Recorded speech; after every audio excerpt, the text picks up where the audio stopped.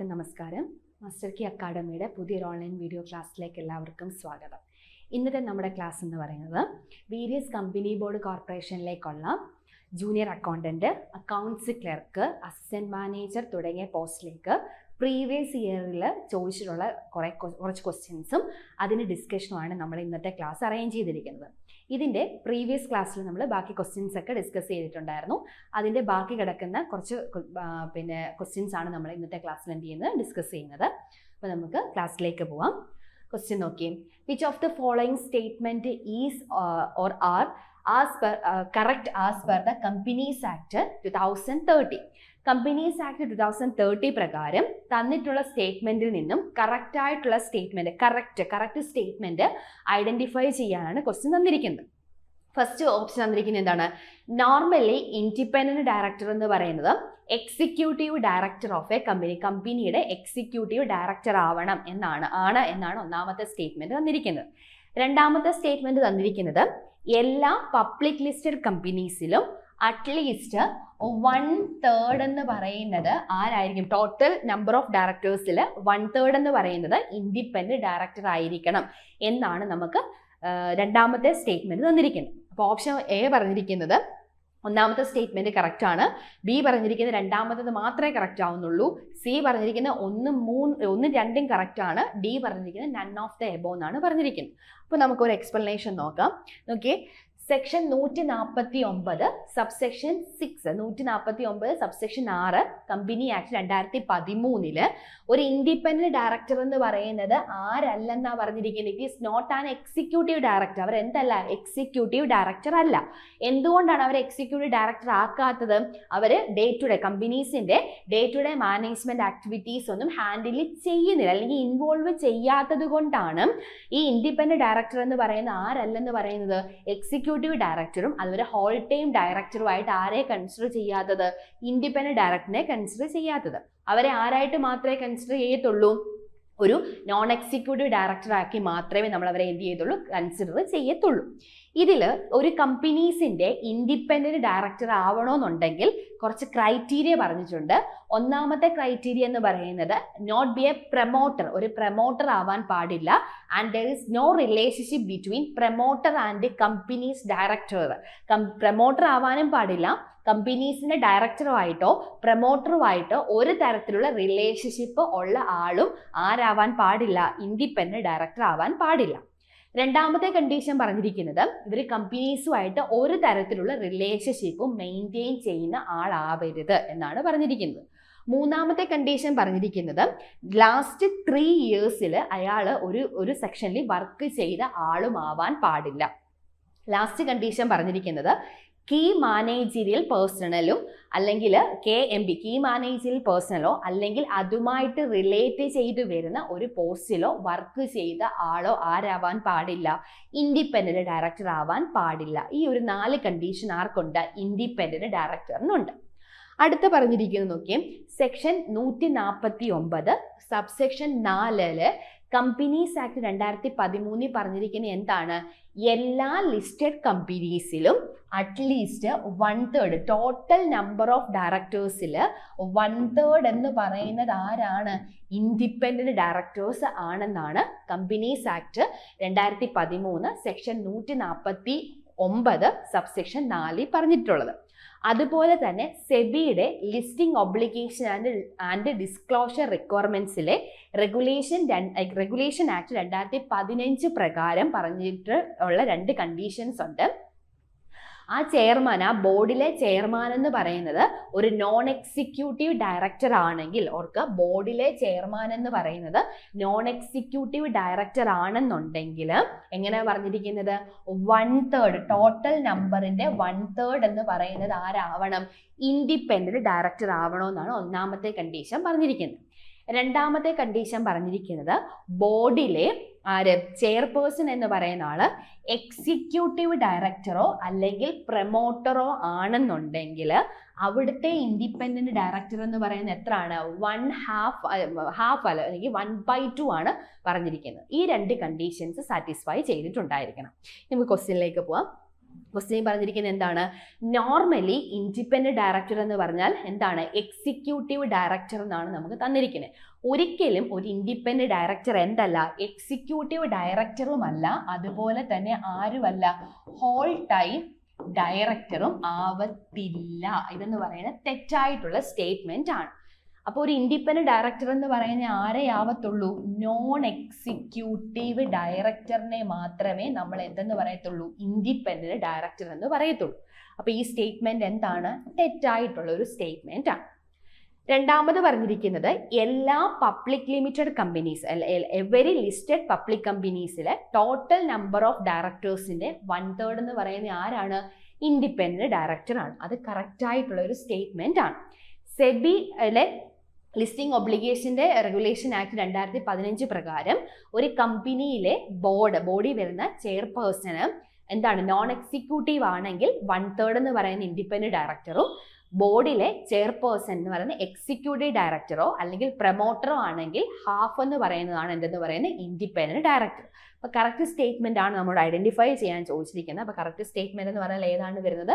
രണ്ടാമത്തെ സ്റ്റേറ്റ്മെന്റ് ആണ്. എന്ന് വെച്ചാൽ ഏതാണ്? ഓപ്ഷൻ ബി ആണ് നമ്മുടെ കറക്റ്റ് ആയിട്ട് വരുന്ന സ്റ്റേറ്റ്മെന്റ്. അപ്പോൾ കറക്റ്റ് ആൻസർ എന്ന് പറഞ്ഞാൽ ഏതാണ്? ഓപ്ഷൻ ബി ആണ് വരുന്നത്.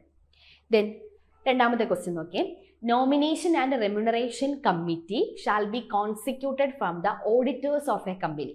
കമ്പനിയുടെ ഓഡിറ്റേഴ്സ് ആണ് റെമ്യൂണറേഷൻ കമ്മിറ്റിയെയും അതുപോലെ നോമിനേഷൻ കമ്മിറ്റിയെയും കോൺസിക്യൂട്ട് ചെയ്തേക്കുന്നു എന്നാണ് നമുക്ക് അവിടെ തന്നിരിക്കുന്നത്. ഓപ്ഷൻ എ പറഞ്ഞിരിക്കുന്നത് തന്നിട്ടുള്ള സ്റ്റേറ്റ്മെന്റ് കറക്റ്റ് ആണ്. ഓപ്ഷൻ ബി പറഞ്ഞിട്ടുള്ളത് തന്നിട്ടുള്ള സ്റ്റേറ്റ്മെന്റ് ഇൻകറക്റ്റ് ആണ്. ഓപ്ഷൻ സി പറഞ്ഞിരിക്കുന്നത് പബ്ലിക് കമ്പനീസിന്റെ കേസ് ആണെങ്കിൽ തന്നിട്ടുള്ള സ്റ്റേറ്റ്മെന്റ് കറക്റ്റ് ആണെന്നും, ഓപ്ഷൻ ഡി പറഞ്ഞിരിക്കുന്നത് പ്രൈവറ്റ് കമ്പനീസിന്റെ കേസ് ആണെങ്കിൽ തന്നിട്ടുള്ള ഓപ്ഷൻസ് കറക്റ്റ് ആണെന്നാണ് വന്നിരിക്കുന്നത്. അപ്പോൾ നമുക്ക് ഈ നോമിനേഷൻ ആൻഡ് റെമ്യൂണറേഷൻ കമ്മിറ്റി എന്താണെന്ന് നോക്കാം. എന്താണ് നോമിനേഷൻ ആൻഡ് റെമ്യൂണറേഷൻ കമ്മിറ്റി? നമ്മൾ തന്നെ NRC എന്നാണ് പറയുന്നത്. ഇത് കമ്പനീസിന്റെ ബോർഡ് ഓഫ് ഡയറക്ടേഴ്സുമായി ബന്ധപ്പെട്ട് വരുന്ന അല്ലെങ്കിൽ ബോർഡ് ഓഫ് ഡയറക്ടേഴ്സിന്റെ ഒരു കീ കമ്പോണൻസ് ആണ് എന്തെന്ന് പറയുന്നത്? നോമിനേഷൻ കമ്മിറ്റിയും റെമ്യൂണറേഷൻ കമ്മിറ്റിയും. അതല്ലാതെ എന്തല്ല? ഓഡിറ്റേഴ്സുമായിട്ട് ഒരു തരത്തിലുള്ള റിലേഷൻഷിപ്പും ഏതിനില്ല? ഈ റെമ്യൂണറേഷൻ കമ്മിറ്റിക്കും നോമിനേഷൻ കമ്മിറ്റിക്കും ഇല്ല. കമ്പനീസ് ആക്ട് 2030 പ്രകാരവും അതുപോലെ സെബിയുടെ listing obligation and disclosure requirements regulation act 2015 പ്രകാരവും ഇവരുടെ പ്രൈമറി റോൾ എന്ന് പറഞ്ഞാൽ എന്താ പറഞ്ഞിരിക്കുന്നത്? ഡയറക്ടേഴ്സുമായി ബന്ധപ്പെട്ട് വരുന്ന അപ്പോയിൻമെന്റ്, അവരുടെ റെമ്യൂണറേഷൻസ്, അവരുടെ പെർഫോമൻസ് ഒക്കെ ഇവാലുവേറ്റ് ചെയ്യുക. അതുകൂടാതെ കീ മാനേജറൽ പേഴ്സൺസിന്റെ ആക്ടിവിറ്റീസ്, സീനിയർ മാനേജ്മെന്റ്, ഇതൊക്കെ അടങ്ങിയിട്ടുള്ള ഒരു കമ്മിറ്റിയാണ് ഏതെന്ന് പറയുന്നത്? ഈ നോമിനേഷൻ ആൻഡ് റെമ്യൂണറേഷൻ കമ്മിറ്റി എന്ന് പറയുന്നത്. അപ്പോൾ ക്വസ്റ്റിലേക്ക് വരാം. ഇവിടെ പറഞ്ഞിരിക്കുന്നത് എന്താണ്? Nomination and remuneration of a committee constitute ചെയ്തിരിക്കുന്നത് ഓഡിറ്റേഴ്സുമായിട്ട് ഈ ഒരു കമ്മിറ്റിക്ക് ഒരു തരത്തിലുള്ള ബന്ധവും ഇല്ല. പകരം ഇത് ആരാണ് കോൺസിക്യൂട്ട് ചെയ്തേക്കുന്നത്? കമ്പനീസിന്റെ ബോർഡ് ഓഫ് ഡയറക്ടേഴ്സ് ആണ് എന്ത് ചെയ്തേക്കുന്നത്? കോൺസിക്യൂട്ട് ചെയ്തേക്കുന്നത്. ആരല്ല? ഓഡിറ്റേഴ്സ് അല്ല. അതുകൊണ്ട് ഈ തന്നിട്ടുള്ള സ്റ്റേറ്റ്മെന്റ് എന്താണ്? തെറ്റായിട്ടുള്ള സ്റ്റേറ്റ്മെന്റ് ആണ് നമുക്ക് തന്നേക്കുന്നത്. അപ്പോൾ കറക്റ്റ് ആൻസർ എന്ന് പറഞ്ഞാൽ ഏതാണ്? The above statement is incorrect. ആരാണ് ഈ നോമിനേഷനും റെമ്യൂണറേഷനും കമ്മിറ്റിയും കോൺസിക്യൂട്ട് ചെയ്തേക്കുന്നത്? കമ്പനീസിന്റെ ബോർഡ് ഓഫ് ഡയറക്ടേഴ്സ് ആണ് കോൺസിക്യൂട്ട് ചെയ്തിരിക്കുന്നത്. അപ്പോൾ കറക്റ്റ് ആൻസർ എന്ന് പറഞ്ഞാൽ ഏതാണ്? ബി ആണ്. The above statement is incorrect. Then അടുത്ത ക്വസ്റ്റ്യൻ നോക്കി. Which of the following is not a method of segmenting a market? Marketing മാനേജ്മെന്റിന്റെ നമ്മുടെ മാർക്കറ്റ് സെഗ്മെന്റേഷന്റെ ഭാഗത്തു നിന്ന് വന്നിരിക്കുന്ന ക്വസ്റ്റ്യൻ ആണ്. ഈ തന്നിട്ടുള്ള ഓപ്ഷനിൽ നിന്നും മാർക്കറ്റ് സെഗ്മെന്റേഷൻ അല്ലാതെ വന്നേക്കുന്നത് ഏതാണെന്നാണ് ചോദിച്ചിരിക്കുന്നത്. നോട്ട് എന്നാണ് ക്വസ്റ്റ്യനെ തന്നിരിക്കുന്നത്. എന്തൊക്കെയാണ് ഓപ്ഷൻ തന്നിരിക്കുന്നത് നോക്കിയേ. ഒന്ന് behavioural segmentation, B psychographic segmentations, C behavioural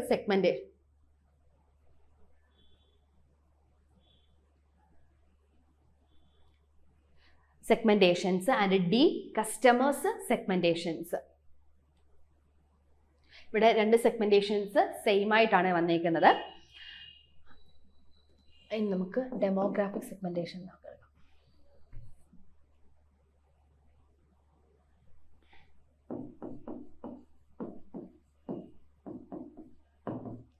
demographic segmentation എന്ന് കൊടുക്കാം.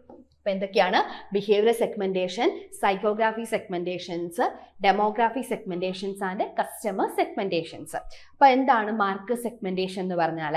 നമ്മുടെ ഹോൾ മാർക്കറ്റിനെ നമ്മൾ എന്ത് ചെയ്യാണ്? പല പല സെഗ്മെൻറ്റുകളായിട്ട്, അതിൻ്റെ നേച്ചർ അനുസരിച്ച്, ഓരോ കസ്റ്റമേഴ്സിൻ്റെ നേച്ചർ അനുസരിച്ചിട്ട് നമ്മൾ ഹോൾ മാർക്കറ്റിനെ പല പല സബ് മാർക്കറ്റുകളായിട്ട് ഡിവൈഡ് ചെയ്യുന്നതിനെയാണ് നമ്മൾ എന്തെന്ന് പറയുന്നത്? മാർക്കറ്റ് സെഗ്മെൻറ്റേഷൻ എന്ന് പറയുന്നത്. ഈ മാർക്കറ്റ് സെഗ്മെൻറ്റേഷന് കുറച്ച് ടൈപ്പുകളുണ്ട്. ഏതൊക്കെയാണ്? ഒന്ന്, ജോഗ്രഫിക്കൽ സെഗ്മെൻറ്റേഷൻ. ജോഗ്രഫിക്കൽ സെഗ്മെൻറ്റേഷൻ എന്ന് പറഞ്ഞാൽ ഓരോ ഏരിയാസിൻ്റെ ബേസിസിൽ, അത് റീജിയൻ്റെ ബേസിൽ, വെസ്റ്റേൺ റീജിയന്, സദേൺ റീജിയൻ, നോർത്ത്, സൗത്ത്, അങ്ങനെയൊക്കെ ഉള്ള ഓരോ റീജിയൻ അല്ലെങ്കിൽ ഒരു സ്റ്റേറ്റ് അല്ലെങ്കിൽ കൺട്രീസിന്റെ ബേസിസിൽ മാർക്കറ്റ് കസ്റ്റമേഴ്സിനെ അല്ലെങ്കിൽ മാർക്കറ്റ്സിനെ കസ്റ്റമേഴ്സിന്റെ വ്യൂ പോയിന്റിൽ ഡിവൈഡ് ചെയ്യുവാണെന്നുണ്ടെങ്കിൽ അതെന്താണ്? ജോഗ്രഫിക്കൽ സെഗ്മെന്റേഷൻ ആണ്. ദെൻ രണ്ടാണ് ഡെമോഗ്രാഫി സെഗ്മെന്റേഷൻ എന്ന് പറഞ്ഞാൽ കസ്റ്റമേഴ്സിന് പേഴ്സണൽ ഡീറ്റെയിൽസ്, അതായത് age, gender, occupations, education qualifications, income, ഇതിൻ്റെയൊക്കെ ബേസിസിലാണ് മാർക്കറ്റിനെ ഡിവൈഡ് ചെയ്യുന്നതെങ്കിൽ അതെന്താണ്? ഡെമോഗ്രാഫി സെഗ്മെന്റേഷൻ ആണ്. ഇനി സൈക്കോഗ്രാഫി സെഗ്മെന്റേഷൻ എന്ന് പറഞ്ഞാൽ എന്താണ്? അവിടെ എന്ന് പറഞ്ഞാൽ എന്താണ്? Lifestyle, social classes, personal ട്രേറ്റ്സിൻ്റെയൊക്കെ ബേസിസിൽ ക്ലാസിഫൈ ചെയ്യുന്നതിനെയാണ് സൈക്കോഗ്രാഫി അല്ലെങ്കിൽ സൈക്കോളജിക്കൽ സെഗ്മെന്റേഷൻ എന്നൊക്കെ പറയും. ദെൻ ലാസ്റ്റ് ആണ് എന്താണ്? ബിഹേവിയറൽ സെഗ്മെന്റേഷൻ എന്ന് പറയും. കൺസ്യൂമേഴ്സിന്റെ behaviour, user status, loyalty, attitude, benefit sought, occasions, usage rate, user status, ഇതിൻ്റെയൊക്കെ ബേസിസിൽ ക്ലാസിഫൈ ചെയ്യുന്നതിനെയാണ് നമ്മൾ എന്തെന്ന് പറയുന്നത്?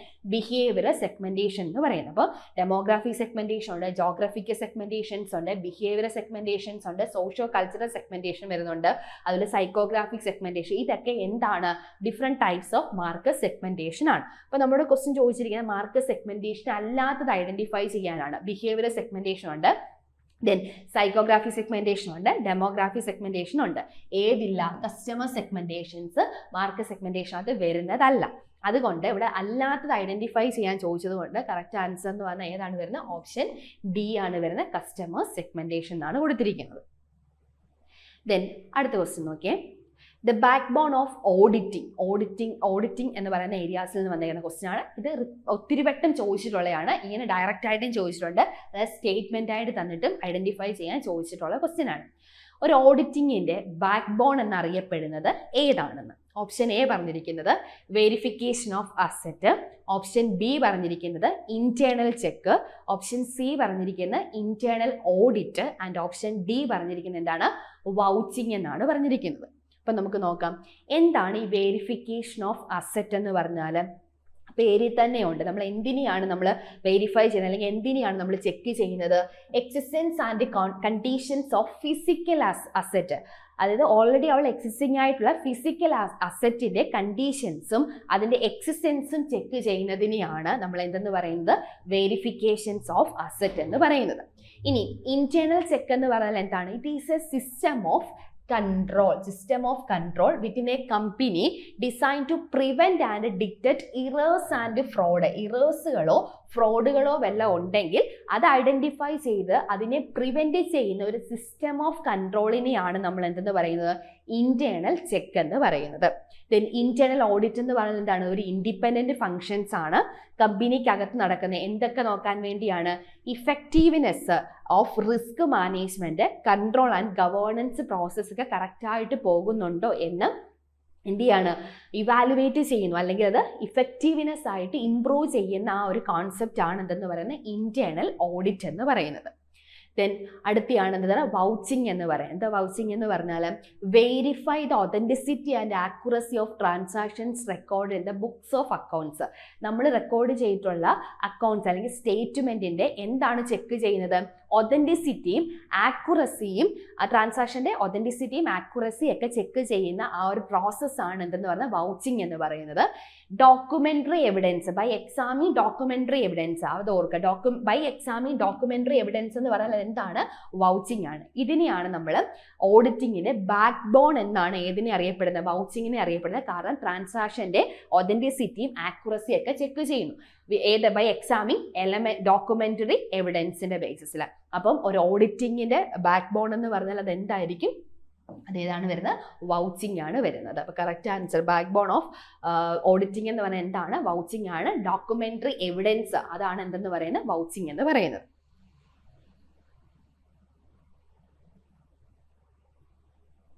അപ്പോൾ കറക്റ്റ് ആൻസർ വരുന്നതാണ് ഓപ്ഷൻ ഡി ആണ് വരുന്നത്. അടുത്ത ക്വസ്റ്റ്യൻ നോക്കിയേ. Audit conducted by the employee of an organisation. ഒരു ഓർഗനൈസേഷനകത്തെ ഓഡിറ്റ് കണ്ടക്റ്റഡ് ബൈ എംപ്ലോയീസ് ആണ് ഓഡിറ്റ് കണ്ടക്ട് ചെയ്യുന്നതെങ്കിൽ അതിന് പറയുന്ന പേരെന്താണ്? Option A internal audit, option B interim audit, option C performance audit and option D statutory audit. അപ്പം എന്താണ് ഈ ഇന്റേണൽ ഓഡിറ്റ്, ഇന്ററിം ഓഡിറ്റ് എന്നൊക്കെ നോക്കാം. എന്താ ഇന്റേണൽ ഓഡിറ്റ് എന്ന് പറഞ്ഞാൽ conducted by the employees or internal audit team within an organisation. ഒരു ഓർഗനൈസേഷനകത്തെ എംപ്ലോയീസോ അല്ലെങ്കിൽ ഓർഗനൈസേഷൻ്റെ അകത്തുള്ള ഓഡിറ്റ് ടീമോ കമ്പനീസിൻ്റെ അല്ലെങ്കിൽ കമ്പനിയുടെ ഇന്റേണൽ കൺട്രോള്, പ്രോസസ്സ്, അവരുടെ ആക്ടിവിറ്റീസ് എല്ലാം കംപ്ലൈൻസസ്, റൂൾസസ് ആൻഡ് റെഗുലേഷൻസ് അനുസരിച്ചിട്ടാണോ പോകുന്നത് എന്ന് ഇവാലുവേറ്റ് ചെയ്യുന്ന ഓഡിറ്റിനെയാണ് എന്തെന്ന് പറയുന്നത് ഇന്റേണൽ ഓഡിറ്റ് എന്ന് പറയുന്നത്. ക്യാരിഡ് ഔട്ട് ബൈ കമ്പനീസിലെ ആരായിരിക്കും? എംപ്ലോയീസോ അല്ലെങ്കിൽ കമ്പനീസിനകത്തുള്ള ടീം ഓഡിറ്റ് ആയിരിക്കും, അല്ല ഇന്റേണൽ ഓഡിറ്റ് ടീമോ ആയിരിക്കും ഏത് ഓഡിറ്റ് ചെയ്യുന്നത്? ഇന്റേണൽ ഓഡിറ്റ് ക്യാരി ഡൗൺ ചെയ്യുന്നത്. ഇനി ഇന്ററിം ഓഡിറ്റ് എന്ന് പറഞ്ഞാൽ കണ്ടക്റ്റഡ് ഡ്യൂറിങ് ഫിനാൻഷ്യൽ ഇയർ ആണ്. ഫിനാൻഷ്യൽ ഇയറിൽ ചെയ്യുന്നതാണ്, ബിഫോർ ഇയർ എൻഡിന് മുമ്പ് ചെയ്യുന്ന പ്രോസസ്സാണ് എന്ന് പറയുന്നത് ഇന്ററിം ഓഡിറ്റ് എന്ന് പറയുന്നത്. കമ്പനീസിന്റെ ഫിനാൻഷ്യൽ പെർഫോമൻസും പൊട്ടൻഷ്യൽ ഡിവിഡൻഡ് പേയ്മെന്റും ഒക്കെ അസസ് ചെയ്യുന്ന ഓഡിറ്റ് ആണ് എന്തെന്ന് പറയുന്നത് ഇന്ററിം ഓഡിറ്റ് എന്ന് പറയുന്നത്. ദെൻ പെർഫോമൻസ് ഓഡിറ്റ് എന്ന് പറയുന്നത് എന്തുമായിരിക്കും ഇവാലുവേറ്റ് ചെയ്യുന്നത്? Efficiency and effectiveness of operations, ആ കമ്പനിയിൽ നടക്കുന്ന ആക്ടിവിറ്റീസിൻ്റെ ഇഫക്റ്റീവ്നെസ്സും അതുപോലെ എഫിഷ്യൻസിയൊക്കെ ഇവാലുവേറ്റ് ചെയ്യുന്നു. ആരാ ഇത് ചെയ്യുന്നത്? ഒന്നി എക്സ്റ്റേണലോ അല്ലെങ്കിൽ ഏതെങ്കിലും ഒരു സ്പെഷ്യലൈസ്ഡ് ഓഡിറ്റേഴ്സോ ആയിരിക്കും ഏത് ഓഡിറ്റ് ചെയ്യുന്നത്? പെർഫോമൻസ് ഓഡിറ്റ് ചെയ്യുന്നത്. ദെൻ അടുത്ത സ്റ്റാറ്റ്യൂട്ടറി ഓഡിറ്റ് എന്ന് പറഞ്ഞാൽ usually conducted by an independent auditor. ആരാണ് ചെയ്യുന്നത്? ഇൻഡിപെൻഡന്റ് ഓഡിറ്റർ ആണ് ചെയ്യുന്നത്. എന്ത് മെഷർ ചെയ്യാൻ വേണ്ടി? ആ കമ്പനീസിന്റെ ഫിനാൻഷ്യൽ സ്റ്റേറ്റ്മെന്റ് ആക്യുറേറ്റ് ആണോ എന്ന് ചെക്ക് ചെയ്യാൻ വേണ്ടി ഒരു ഇൻഡിപെൻഡന്റ് ഓഡിറ്റർ ചെയ്യുന്ന ഓഡിറ്റ് ആണ് എന്തെന്ന് പറയുന്നത് സ്റ്റാറ്റ്യൂട്ടറി ഓഡിറ്റ് എന്ന് പറയുന്നത്. നമ്മുടെ ക്വസ്റ്റ്യൻ എന്ന് പറയുന്നത് ഓർഗനൈസേഷന്റെ അകത്തുള്ള എംപ്ലോയീസോ അല്ലെങ്കിൽ അകത്തുള്ള ഇന്റേണൽ ഓഡിറ്റ് ടീമോ ചെയ്യുന്ന ഓഡിറ്റിന് പറയുന്ന പേരെന്താണെന്നാണ് ചോദിച്ചിരിക്കുന്നത്. അതേതാണ്? ഇന്റേണൽ ഓഡിറ്റ് ആണ് വരുന്നത്. എൻഡ് ഓഫ് ഫിനാൻഷ്യൽ ഇയർ വരുന്നത് ഇന്ററിം ഓഡിറ്റും മറ്റേന്ന് പറയുന്നത് പെർഫോമൻസ് എക്സ്റ്റേണലുള്ള ഓഡിറ്റേഴ്സ് അവരുടെ പെർഫോമൻസ് ഇവാലുവേറ്റ് ചെയ്യുന്ന പെർഫോമൻസ് ഓഡിറ്റും അതിൽ ഇൻഡിപെൻഡന്റ് ഓഡിറ്റേഴ്സ് ചെയ്യുന്നതാണ് എന്ന് പറയുന്നത് സ്റ്റാറ്റ്യൂട്ടറി ഓഡിറ്റ് എന്ന് പറയുന്നത്. അപ്പോൾ കറക്റ്റ് ആൻസർ ഏതാണ് വരുന്നത്? ഓപ്ഷൻ എ ആണ് വരുന്നത്. ഏതാണ്? Internal audit. അടുത്ത ക്വസ്റ്റ്യൻ നോക്കിയേ. Under section 2 subsection 31 of income tax act a person include, അതായത് ഇൻകം ടാക്സിന്റെ ഭാഗത്ത് നിന്ന് വന്നേക്കുന്ന ക്വസ്റ്റ്യൻ ആണ്. ഇൻകം ടാക്സ് ആക്ടിലെ സെക്ഷൻ 2 സബ്സെക്ഷൻ 31 പ്രകാരം ഒരു പേഴ്സൺ എന്ന് പറഞ്ഞാൽ ആരൊക്കെയാണ്? An individual, option A company, then C a firm, D all of the above. അപ്പം company act section 2 subsection 31 of companies act of income tax act 1961 income tax act പ്രകാരം ഒരു person എന്ന് പറഞ്ഞാൽ ആരൊക്കെയാണ് വരുന്നത്? ഒന്ന് നമുക്കറിയാവുന്നതാണ്, നാച്ചുറൽ പേഴ്സണായിട്ട് വരുന്ന ഇൻഡിവിജ്വൽ, ദെൻ എ കമ്പനി, അത് ഡിഫൈൻ ചെയ്യാൻ കമ്പനി ആക്ട് പ്രകാരം. അപ്പോൾ ഇൻഡിവിജ്വല്, കമ്പനിയെ, ഫേം എന്ന് പറഞ്ഞാൽ ഇൻക്ലൂഡിങ് പാർട്ട്ണർഷിപ്പ് ഫേം വരും. Other entities such as HUF, Hindu undivided family, association of persons AOP, then body of individual BOI, local authorities and artificial judicial persons. ഇതൊക്കെ വരുന്നതാണ് എന്തെന്ന് പറയുന്നത് നമ്മുടെ പേഴ്സൺ എന്ന് പറയുന്നത്. അപ്പോൾ പേഴ്സൺ എന്ന് പറഞ്ഞാൽ ആരൊക്കെ വരുന്നതാണ്? ആൻ ഇൻഡിവിജ്വൽ വരും, കമ്പനി വരും, ഫേം വരും. ഇതെല്ലാം കൂടെ വരുന്നതാണ് എന്തെന്ന് പറയുന്നത് നമ്മുടെ ഒരു firm section 2 subsection 31 of income tax act 1961 പ്രകാരം. അപ്പോൾ കറക്റ്റ് ആൻസർ എന്ന് പറഞ്ഞാൽ എന്താണ്? All of the above.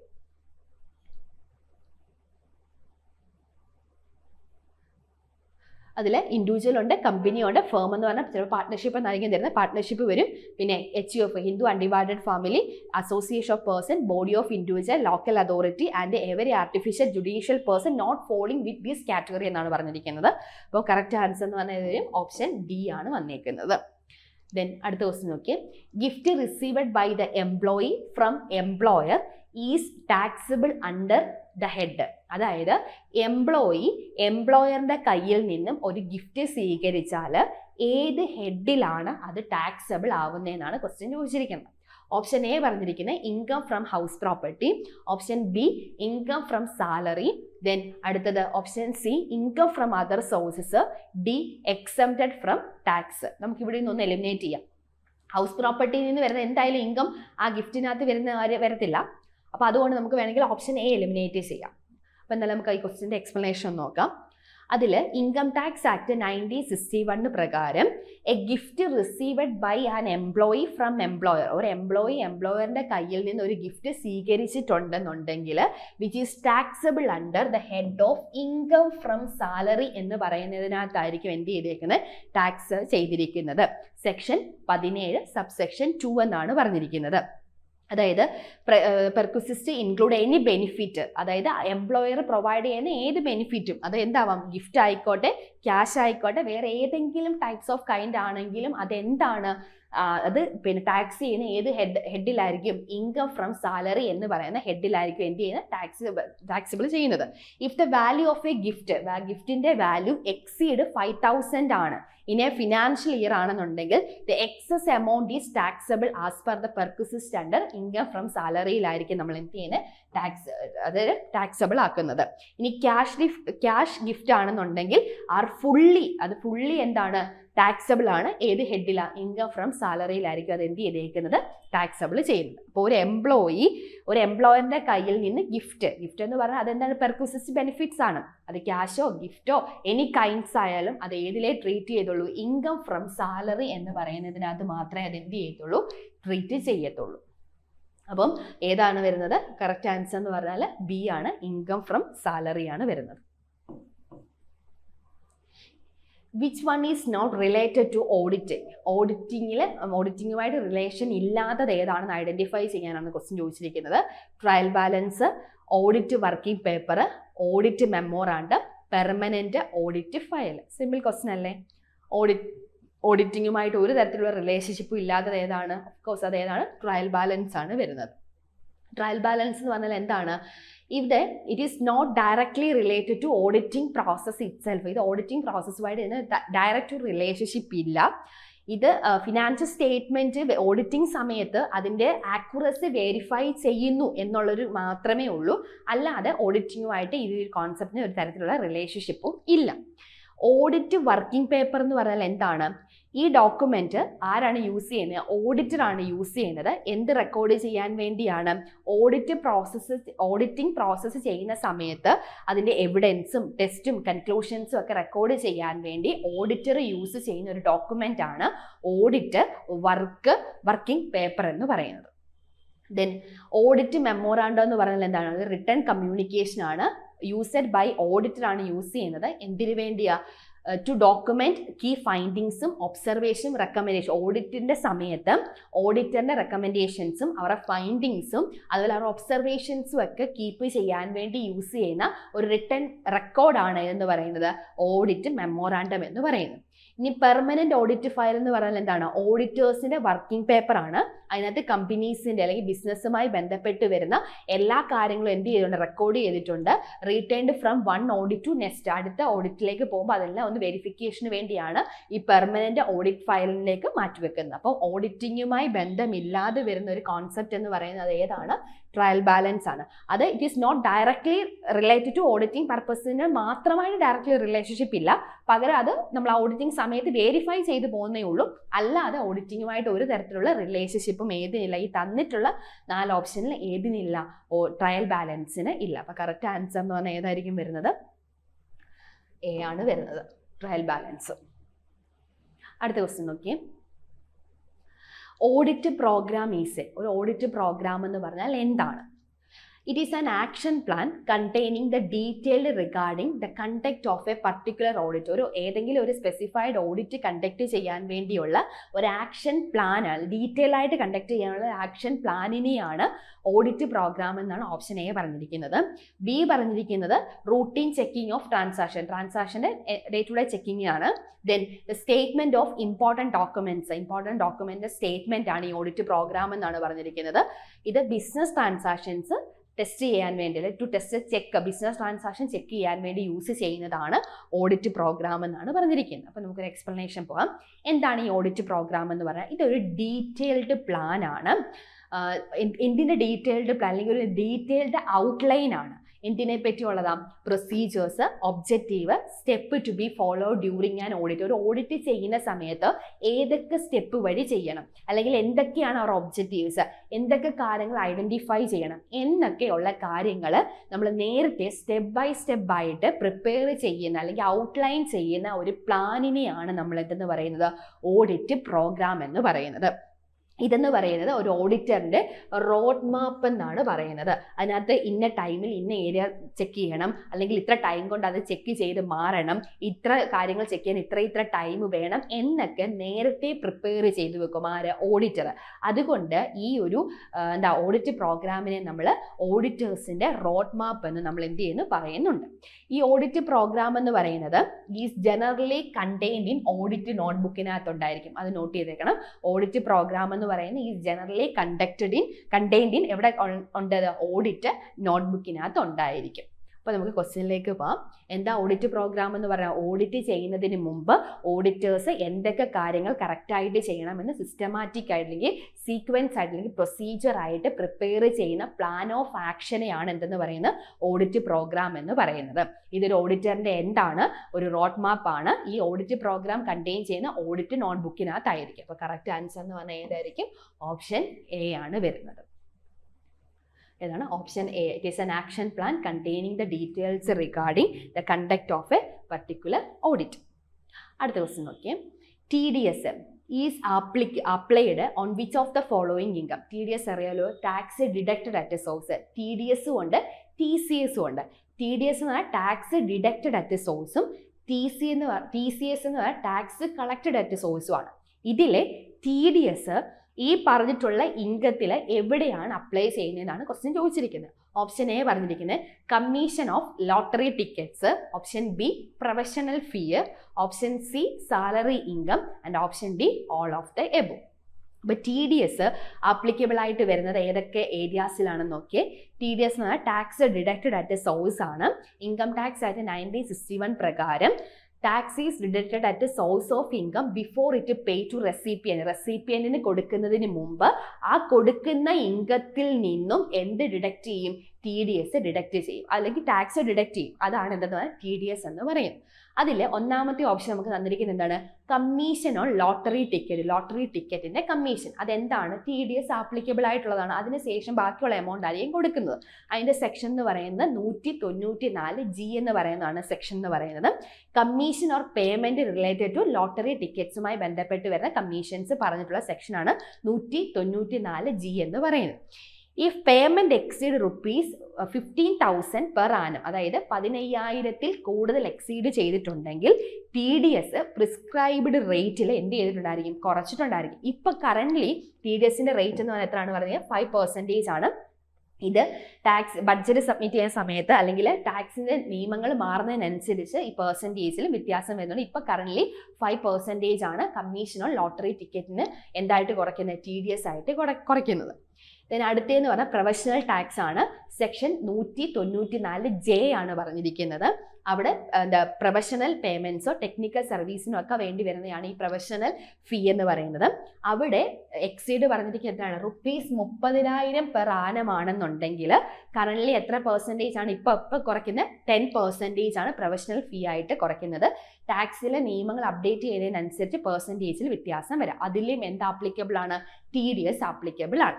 Then salary income section 192 പറഞ്ഞിരിക്കുന്നത്. അവിടെയും സാലറിക്കകത്തും എന്ത് വരുന്നുണ്ട്? TDS വരുന്നുണ്ട്. അതിന് ബേസിക് എക്സംപ്ഷൻ ലിമിറ്റിൽ എക്സീഡ് ആണെന്നുണ്ടെങ്കിൽ TDS ആപ്ലിക്കബിൾ ആണ്.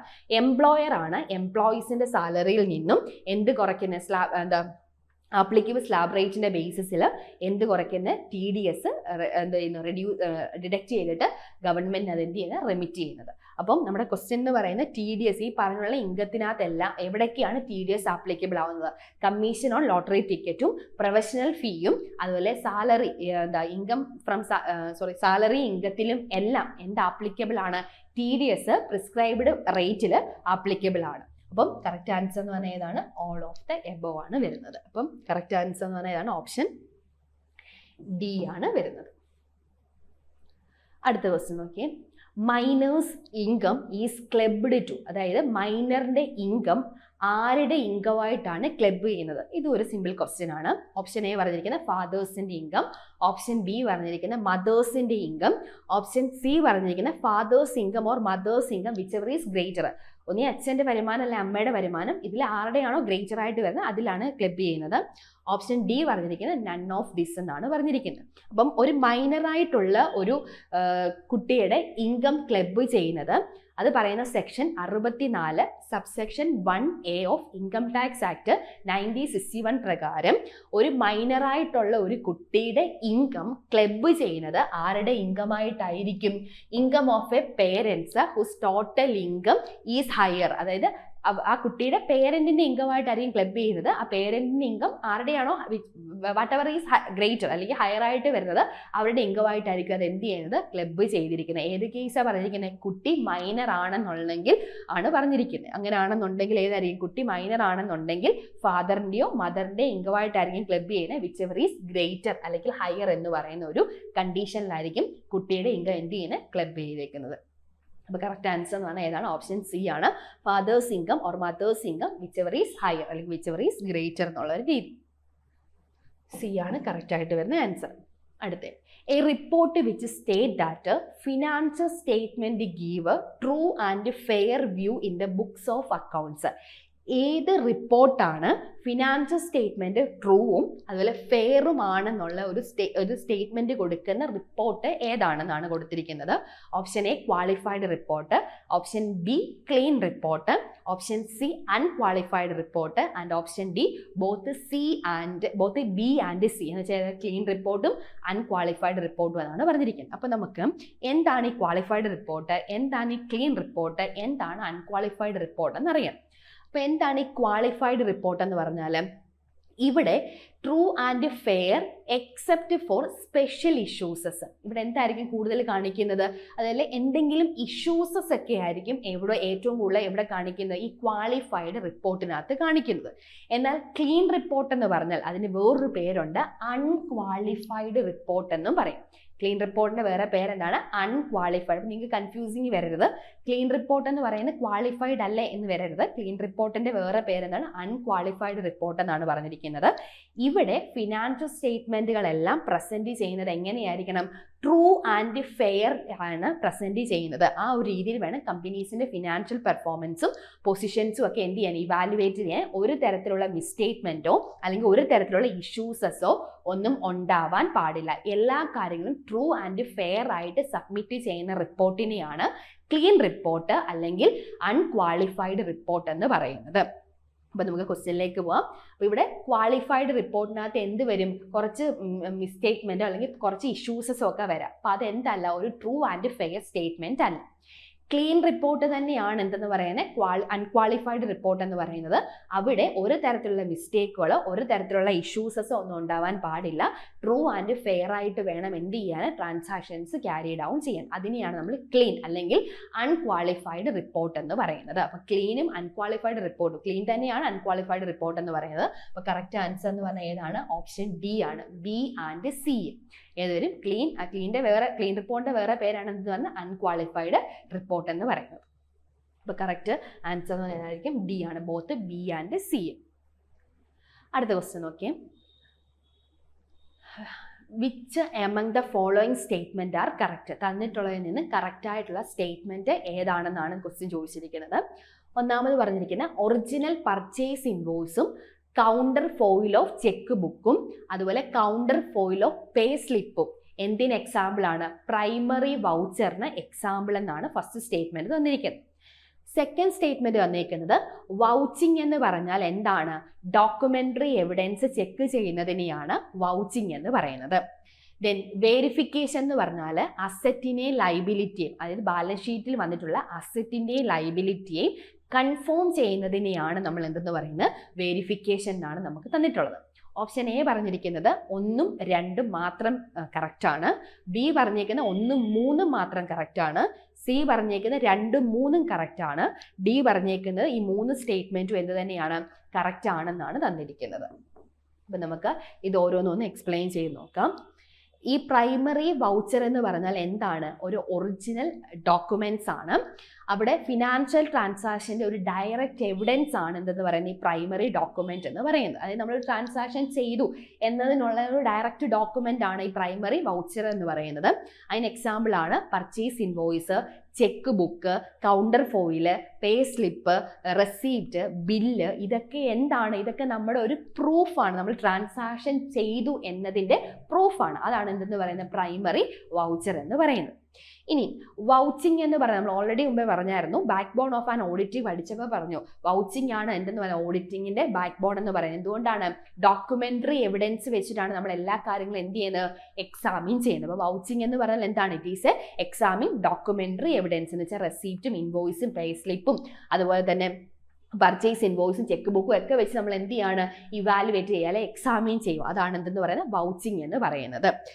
അതുപോലെ തന്നെ ഈ വൗച്ചിങ്ങിനകത്ത് ചെക്കിംഗ് ഡോക്യുമെന്ററി എവിഡൻസ് ആണ് സപ്പോർട്ടിങ് ക്യാഷ് ട്രാൻസാക്ഷൻ. ക്യാഷ് ട്രാൻസാക്ഷനെ സപ്പോർട്ട് ചെയ്യുന്ന വോളണ്ടറി എവിഡൻസുകൾ മാത്രമാണ്, ഡോക്യുമെന്ററി എവിഡൻസ് ആണ് നമ്മൾ ചെക്ക് ചെയ്യുന്നത്. അതാണ് എന്തെന്ന് പറയുന്നത് വൗച്ചിങ് എന്ന് പറയുന്നത്. അല്ലാതെ എന്ത് വരത്തില്ല? ഡിപ്രീസിയേഷൻ ചാർജുകളൊന്നും വരത്തില്ല. എന്തുമായി ബന്ധപ്പെട്ട് കാര്യങ്ങൾ മാത്രമാണ്? ക്യാഷ് ട്രാൻസാക്ഷനെ സപ്പോർട്ട് ചെയ്യുന്ന എവിഡൻസ്, അതായത് counter foil, purchase invoices, check book, പേ സ്ലിപ്പ്, റെസീപ്റ്റ്, ബില്ല്. ഇതൊക്കെയാണ് നമ്മുടെ ക്യാഷ് ട്രാൻസാക്ഷനെ സപ്പോർട്ട് ചെയ്യുന്ന ഡോക്യുമെന്ററി എവിഡൻസ് എന്ന് പറയുന്നത്. അല്ലാതെ എന്ത് വരത്തില്ല? ഡിപ്രീസിയേഷൻ ചാർജുകളൊന്നും വരത്തില്ല. ഇതെല്ലാം അടുത്ത് പറഞ്ഞിരിക്കുന്നത് വേരിഫിക്കേഷൻ എന്ന് പറഞ്ഞാൽ എന്താണ്? നമ്മുടെ ബാലൻസ് ഷീറ്റിനകത്തുള്ള അസറ്റിന്റെ ലൈബിലിറ്റിയുടെ ആക്യുറസി കൺഫേം ചെയ്യുന്നതിനെയാണ് നമ്മൾ എന്തെന്ന് പറയുന്നത് വേരിഫിക്കേഷൻ എന്ന് പറയുന്നത്. അപ്പൊ നമുക്ക് ക്വസ്റ്റ്യനിലേക്ക് പോവാം. എന്താണ് ഈ പ്രൈമറി വൗച്ചർ എന്ന് പറഞ്ഞാൽ? ഒറിജിനൽ, അതായത് നമ്മുടെ ഒരു പ്രൂഫാണ്. നമ്മൾ ട്രാൻസാക്ഷൻ ചെയ്തു എന്നതിനുള്ള പ്രൂഫാണ് ഈ പർച്ചേസ് ഇൻവോയ്സും റെസീപ്റ്റും ബില്ലും പേ സ്ലിപ്പും കൗണ്ടർ ഫോയിലും എന്നൊക്കെ പറയുന്നത്. ആ പ്രൂഫാണ് നമ്മുടെ എന്തെന്ന് പറയുന്നത് പ്രൈമറി വൗച്ചർ എന്ന് പറയുന്നത്. അപ്പോൾ ഈ സ്റ്റേറ്റ്മെന്റ് എന്താണ്? ഒന്നാമത്തെ സ്റ്റേറ്റ്മെന്റ് എന്താണ്? കറക്റ്റ് ആയിട്ടുള്ള സ്റ്റേറ്റ്മെന്റ് ആണ്. ഇനി അടുത്ത് പറഞ്ഞിരിക്കുന്നത് വൗച്ചിങ് എന്ന് പറയുന്നത് എന്താണ്? വോളണ്ടറി എവിഡൻസ് ആണ്. എന്ന് വെച്ചാൽ എന്തിൻ്റെ വോളണ്ടറി എവിഡൻസ് ആണ്? ക്യാഷ് ട്രാൻസാക്ഷനെ സപ്പോർട്ട് ചെയ്യുന്ന വോളണ്ടറി എവിഡൻസ് ആണ് എന്തെന്ന് പറയുന്നത് വൗച്ചിങ് എന്ന് പറയുന്നത്. ആ ക്വസ്റ്റ്യൻ അവിടെ നിർത്തരുത്, ബാക്കി ഇനിയും കിടപ്പുണ്ട്. അത് വായിച്ച് നോക്കി കൺഫേം ആക്കുക. ഇല്ലെന്നുണ്ടെങ്കിൽ നമ്മൾ തെറ്റായിട്ടുള്ള ആൻസറിലേക്ക് പോകും. ഇവിടെ പറഞ്ഞിരിക്കുന്നത് എന്താണ്? വോളണ്ടറി എവിഡൻസ് ആണ് ചെക്ക് ചെയ്യുന്നത്. എന്തിനെ സപ്പോർട്ട് ചെയ്യുമെന്ന് അവർ പറഞ്ഞിരിക്കുന്നത്? എല്ലാ ഡിപ്രീസിയേഷൻ ചാർജസിനെയും, അതുപോലെ debit note, credit note, depreciation ചാർജസിനെ സപ്പോർട്ട് ചെയ്യത്തില്ല എന്ന് പറയുന്നത് വൗച്ചിങ് എന്ന് പറയുന്നത്. അതെന്തിനെ മാത്രമേ സപ്പോർട്ട് ചെയ്യത്തുള്ളൂ? ക്യാഷ് ട്രാൻസാക്ഷനെ മാത്രമേ അത് സപ്പോർട്ട് ചെയ്യത്തുള്ളൂ. അപ്പോൾ എന്താണ്? ഇത് തെറ്റായിട്ടുള്ള ഒരു സ്റ്റേറ്റ്മെന്റ് ആണ്. അടുത്ത് വെരിഫിക്കേഷൻ എന്ന് പറഞ്ഞാൽ എന്താണ്? ബാലൻസ് ഷീറ്റിനകത്ത് വരുന്ന അസറ്റിന്റെ ലൈബിലിറ്റിയുടെ ആക്യുറസി കൺഫേം ചെയ്യുന്നതിനെയാണ് നമ്മൾ എന്തെന്ന് പറയുന്നത് വെരിഫിക്കേഷൻ എന്ന് പറയുന്നത്. അപ്പോൾ ഈ സ്റ്റേറ്റ്മെന്റും എന്ത് തന്നെയാണ്? കറക്റ്റ് ആയിട്ടുള്ള സ്റ്റേറ്റ്മെന്റ് ആണ്. നമ്മുടെ ക്വസ്റ്റ്യൻ ചോദിച്ചിരിക്കുന്ന കറക്റ്റ് സ്റ്റേറ്റ്മെന്റ് ഐഡന്റിഫൈ ചെയ്യാനാണ്. അപ്പോൾ വരുന്നത് 1ഉം 3ഉം കറക്റ്റ് സ്റ്റേറ്റ്മെന്റ് ആണ്. 1ഉം 3ഉം കറക്റ്റ് ആയിട്ട് വരുന്ന ഏതാണ്? ഓപ്ഷൻ ബി ആണ്. Statement 1 and 3 are along correct. Statement 2 എന്താണ്? തെറ്റാണ്. ക്യാഷ് ട്രാൻസാക്ഷനെ സപ്പോർട്ട് ആണെങ്കിൽ അത് ട്രൂ ആയേനെ. പക്ഷെ ഇവിടെ ഡിപ്രീസിയേഷൻ ചാർജസ് എന്നും പറയുന്നുണ്ട്. ക്രെഡിറ്റ് നോട്ട്, ഡെബിറ്റ് നോട്ടിന്റെ കാര്യം പറയുന്നത് കൊണ്ട് തന്നെ ആ സ്റ്റേറ്റ്മെന്റ് എന്താണ്? തെറ്റാണ്. കറക്റ്റ് ആൻസർ വരുന്ന ഏതാണ്? ഓപ്ഷൻ ബി ആണ് നമ്മുടെ എന്ന് പറയുന്നത് കറക്റ്റ് ഓപ്ഷൻ എന്ന് പറയുന്നത്.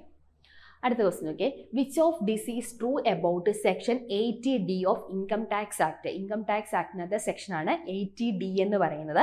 അത് ഇതുമായി ബന്ധപ്പെട്ട് ഏത് ആണ് കറക്റ്റ് ആയിട്ട് വരുന്നത്? 1 medical treatment of handicapped dependent, 2 medical insurance premium, C പറഞ്ഞ ലൈഫ് ഇൻഷുറൻസ് പ്രീമിയം, ഡി പറഞ്ഞ repayment of loan taken for higher education. നമ്മുടെ സെക്ഷൻ ഉണ്ട് 80D തൊട്ട് ഉള്ള സെക്ഷൻസ് കുറേ നമ്മൾ ഇൻകം ടാക്സിനകത്ത് പഠിക്കുന്നുള്ളതാണ്.